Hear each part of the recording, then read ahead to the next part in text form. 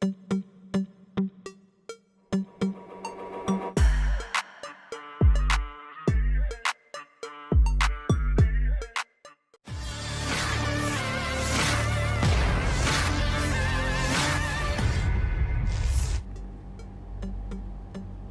berisi 2 tentara Ukraina terekam dihancurkan serangan artileri Rusia.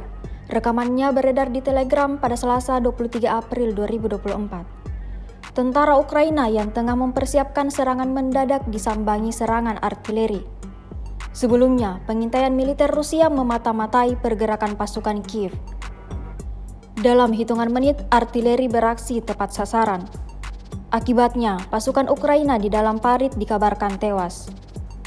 Sayangnya tidak dirincikan lokasi parit yang menjadi sasaran kali ini. Kendati demikian, rekamannya kini telah menuai berbagai komentar dari warganet.